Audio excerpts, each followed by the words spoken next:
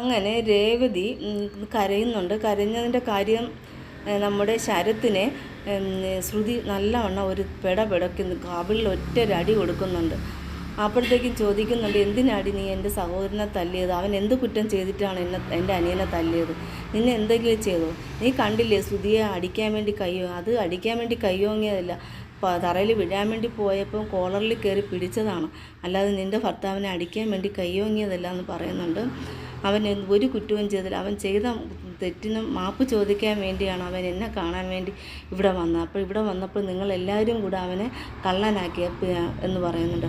അപ്പോഴത്തേക്കും നമ്മുടെ ചന്ദ്രമതി പറയുന്നുണ്ട്, അവൻ കള്ളൻ തന്നെയാണ്, കള്ളൻ ഇവിടെ മോഷ്ടിക്കാൻ വേണ്ടി വന്നവൻ തന്നെയാണ്.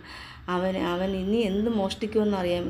എൻ്റെ മകൻ്റെ ബൈക്ക് മോഷ്ടിച്ചവനാണ്. അപ്പോൾ പിന്നെ അവൻ ഇനി എന്ത് നിൻ്റെ കുടുംബം എന്ന് പറയുന്നത് കള്ള കുടുംബമാണ്, കള്ളക്കാരുടെ കുടുംബമാണ്, കള്ളനും കള്ളിയും എല്ലാം അടങ്ങുന്നതാണ്. അപ്പോഴത്തേക്കും അമ്മ എന്തിനാ അമ്മ ഇങ്ങനെയൊക്കെ പറയുന്നത്? അവനൊന്നും മോഷ്ടിക്കാൻ വേണ്ടി വന്നതല്ല, അവൻ എന്നെ കാണാൻ വേണ്ടി വന്നതാണ്.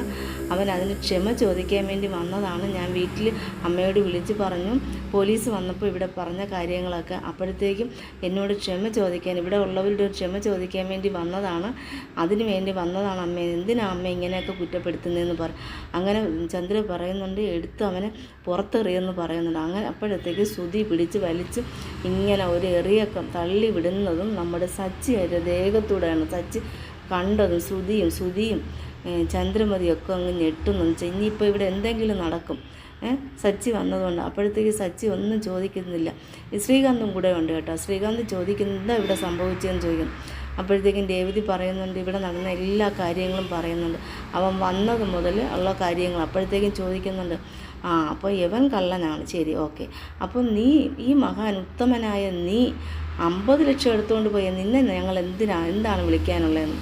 അപ്പോഴത്തേക്കും ശ്രുതി പറയുന്നുണ്ട്, പോലീസിനെ വിളിക്കാമെന്ന്. ശരി, പോലീസിനെ വിളിക്കുക, എനിക്കും അത് തന്നെയാണ് വേണ്ടത്, പോലീസിനെ വിളിക്കുമ്പം നമുക്ക് പറയാമല്ലോ എന്നുവെച്ചാൽ ഇവിടുത്തെ ഞാനും ശ്രീകാന്തും കൂടെ ഒരു പരാതി കൊടുത്താൽ മതി, ഞങ്ങളുടെ അവകാശപ്പെട്ട 50 ലക്ഷം രൂപ നീ തട്ടിക്കൊണ്ടു പോയ കാര്യം ഒരു പരാതി കൊടുത്താൽ മതി, നിന്നെ ഇവിടെ നിന്ന് പൊക്കിക്കൊണ്ടു പോകുന്ന കാര്യം അവരേറ്റിട്ടുണ്ടെന്ന് പറയും. അപ്പോഴത്തേക്ക് ശ്രുതിക്കും ഒരു ചഞ്ചലപ്പ്. എന്താണെന്ന് വെച്ചാൽ നമ്മൾ ഇതിൽ കള്ളക്കാർ തന്നല്ലോ, 50 ലക്ഷം രൂപ അച്ഛൻ്റെ 50 ലക്ഷം രൂപ ഇവിടെ നിന്ന് അടിച്ചു മാറ്റിക്കൊണ്ട് പോയതല്ലേ.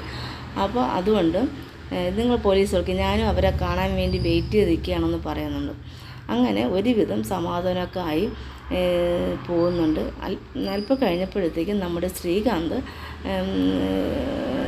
ഹോട്ടലിലേക്ക് പോവുകയാണ്.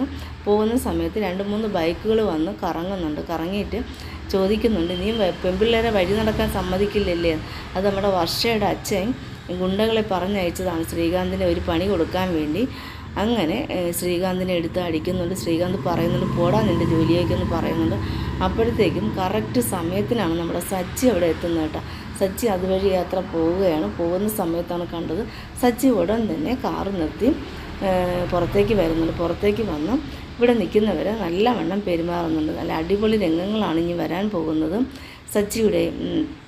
അങ്ങനെ സച്ചി ഇറങ്ങി വന്ന് ചോദിക്കുന്നുണ്ട്, എന്താ കാര്യം? അപ്പോഴൊന്നും എനിക്കറിയില്ല ചേട്ടാ എന്ന് പറയുന്നുണ്ട്. 3-4 പേര് ഇങ്ങനെ വന്ന്. അപ്പോൾ നേരത്തെ അച്ഛൻ പറഞ്ഞിട്ടുണ്ട്, മോനെ ഈ വിവരങ്ങളൊന്നും സച്ചി അറിയാൻ പാടില്ല, ഒരു കാരണവശാലും സച്ചി അറിയാൻ പാടില്ല എന്ന് രവീന്ദ്രൻ നേരത്തെ ശ്രീകാന്തിനോട് പറഞ്ഞിട്ടുണ്ട്.